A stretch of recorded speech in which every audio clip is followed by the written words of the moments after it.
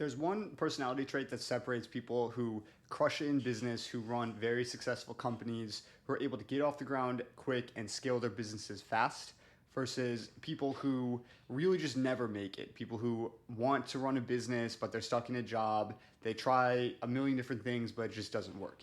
So, in this video today, I want to break down what this character trait is, how it's affected my progression as a business owner, and also what you can do to implement it in your own life.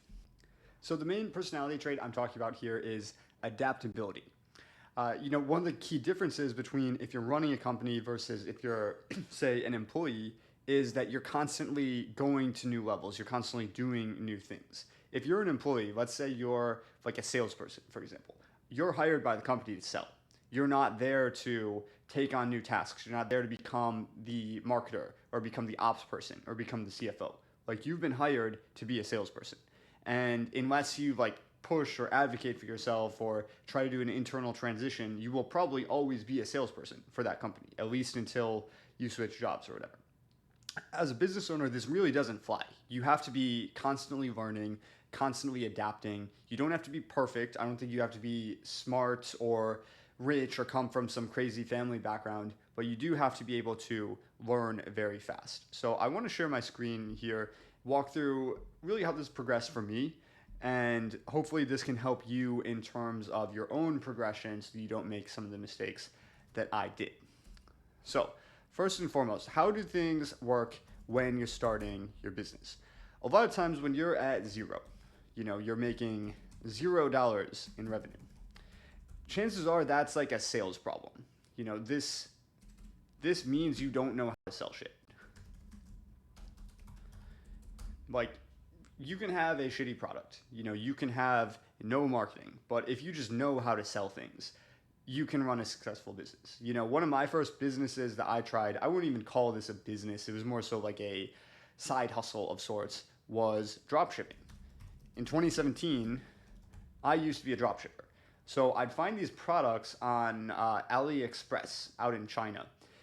Really shitty products. They weren't good. It wasn't like I was selling something that changes the world or solves some specific problem for people. This is pure impulse buy type things. I'd sell pink yoga mats, for example, yoga blocks.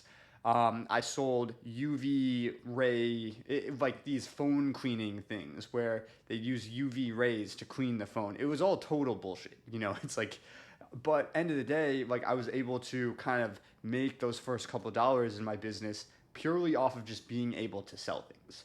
Now, that's not sustainable. That's not the key to a long-term business by any means, but it is a matter of adaptation. When I was trying to start a business, I did not know how to sell things. So I had to adapt by learning how to sell things. That's kind of the key problem I was able to conquer there. Okay, so what happened next? I was able to get some momentum with this drop shipping, kind of 2017, 2018 type of area. And I was actually doing not decent revenue numbers at the time. I was doing, $1,000 a month, $2,000 a month in revenue. Not crazy money by any means, but I think that first $1,000 or so is honestly the hardest part by far. Just it makes it real in your head. But I encountered another problem there. So I was selling all of this inventory. $1,000 for me, I don't really touch deals under $5,000 a month, but I was selling physical products then. So a lot of times these products were $30, $40, $50. So that is a lot of volume at that point. And because I was drop shipping, it was taking a 60-day timeline to get there. And I was getting all these refunds. So I'd sell $1,000 worth of inventory. I would have to pay for shipping and stuff like that. I'd have to pay for the product, and then I'd get all these chargebacks. So I'd actually lose $2,000. I'd make $1,000 in revenue, and then I'd lose $2,000. So this is another problem where I had to adapt. My form of adaptation was, okay, I need to stop drop shipping. I need to build more of a real brand. I need to get a better product. I need to get inventory here in the US. I need to understand logistics, supply chain, how to work with a 3PL, stuff like that, how to get better packaging for the products. So I went and I dropped 10 grand on a t-shirt brand. Really nice kind of high quality t-shirts. bought them in bulk, shipped them here to the US. So that was kind of the next form of adaptation, product. I needed to get good at product. So I spent all of this money on this inventory to get it here to the US. And that was great. But then I encountered another problem. My marketing sucked. So I didn't know how to write copy. I didn't know how to run Facebook ads. I didn't know how to build a decent product page. I didn't know how to do all the tech bullshit. I didn't know how to buy a domain name and stuff like that. Even other aspects, marketing aside, I didn't know how to build an LLC. File an LLC, do taxes, stuff like that. So the point I'm getting at here, it's not that all these things are important, but you're just kind of hitting problem after problem after problem, and you have to just solve every single one of them. So this one here, back in 2017, I was a management consultant. I realized I needed to learn sales. So I took this sales job in New York to sell for a startup. That's where I learned sales. I learned on the job. I got paid to do it. Product, I think I kind of just picked up product on my own, honestly. A lot of times you have to just learn things on your own. You're not going to major in products in college. I don't think that exists. Same with marketing. I didn't do marketing in college. Colleges don't teach you how to write copy. It's a total waste of time. I'm not going to go down that rabbit hole. But in terms of marketing, I took an in-house copywriter job back in 2020, I believe. So I had promos that I was writing that had a lot of ad spend behind them. So this taught me things like writing copy, taught me what kind of ads work, stuff like that. So now I've solved kind of these, I would consider these to be entry level problems.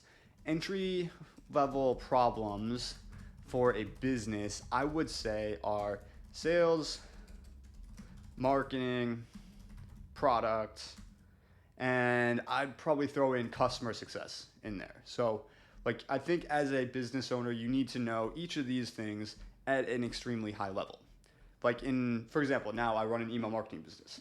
I am extremely good at selling email marketing services. I know how to sell it. I know what to say when I'm on a call. I have probably a 75% close rate on my sales calls, which is insane, but that's just because I know it in and out. I know exactly what these people are looking for.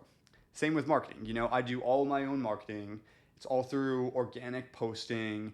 It has a mix of, strategic partnerships. I use strategic partnerships to bring people into my ecosystem, and then I do marketing through organic posting.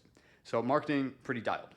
Product, I've made 20 to 30 million. I don't have exact numbers anymore. I've lost track a long time ago, but I make multiple 8 figures for clients. So product, I'm clearly good at that. And CS, so customer success, I mainly measure that by LTV and longevity of client relationships. So I have clients I've been working with for 18 months at this point. So I'd say that's probably my biggest skill set out of these 4 is just the CS side of things. So I had to learn all 4 of these, get kind of in the weeds and effectively just figure them out, which required me to adapt every step of the way. A big problem I ran into from a sales standpoint was the prices I was able to charge. Initially when I was starting with email marketing, I'd do these deals. Some guy would pay me $500 a month for a couple emails. I'd do 1 email a week and just $500 a month for that. I need to figure out how to charge high prices. So I found out attribution. I found out how to really dial in the product so I'm making a ton of money for my clients. So I figured out how to make the product better.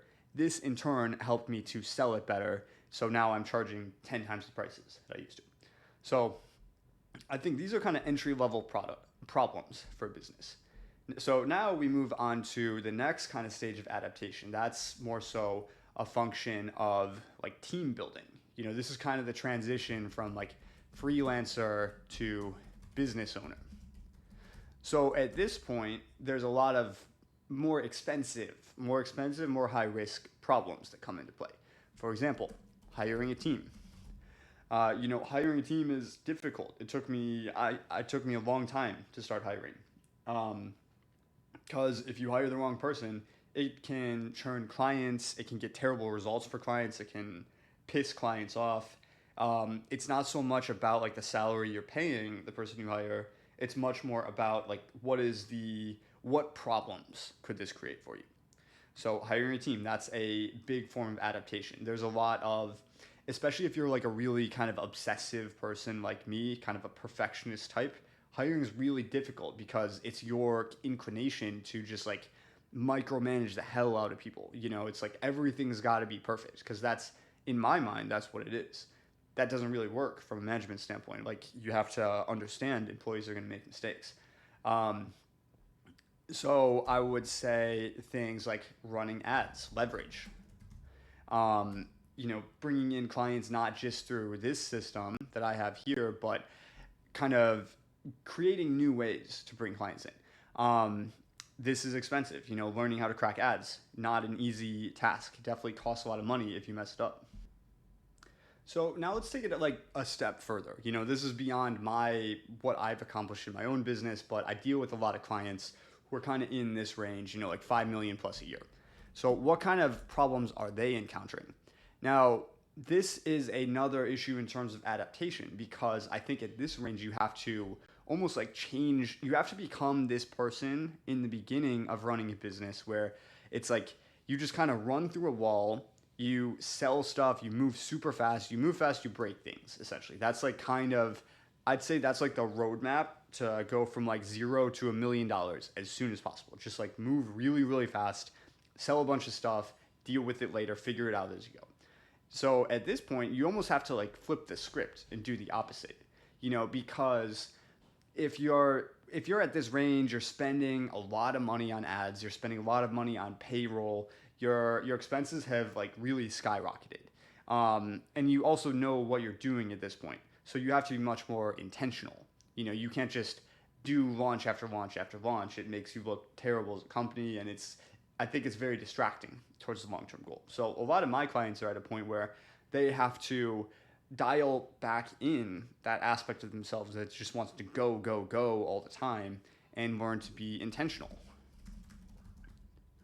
Like people get paid in proportion to how far they think out. So if you're a CEO of a company, a lot of times you're thinking on like a 5-10 year time frame instead of thinking about, okay, what can I do today to drive revenue?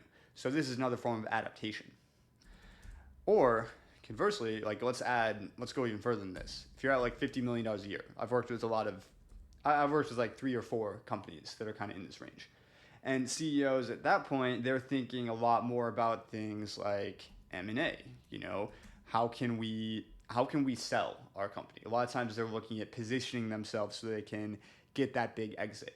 Or they're thinking about buying someone else. They're running into some problem in their business. They don't want to build it from scratch. They just want to buy out some smaller company that already has momentum with this.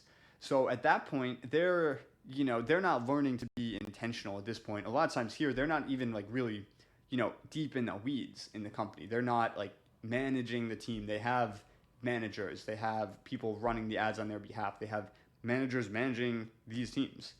At this point, they're almost like a chairman of sorts. They're not really running the company day to day. They're looking at what kind of really big needle movers can I pull,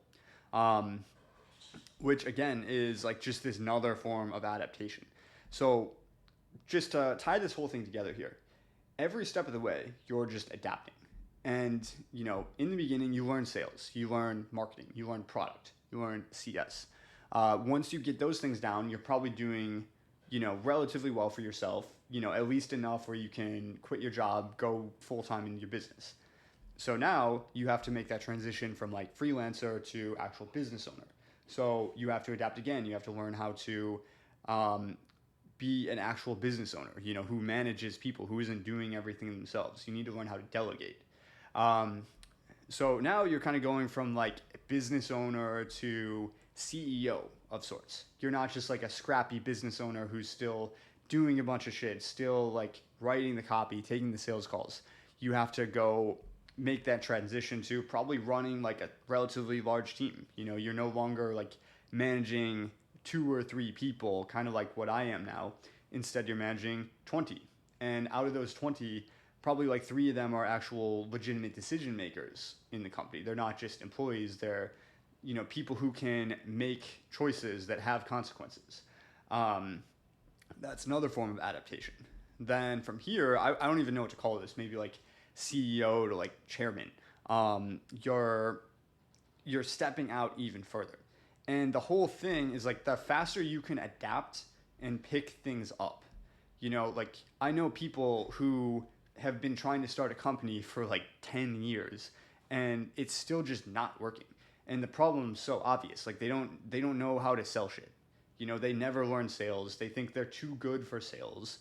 And because of that, they never succeed. If they just adapted, if they just learned fast, they picked it up, they could have gotten this first like $1,000 in revenue in, I don't know, a week, if they just kind of like put their head down, crack this thing. Or same with like the freelancer to business owner transition. Like this has actually taken me a couple of years.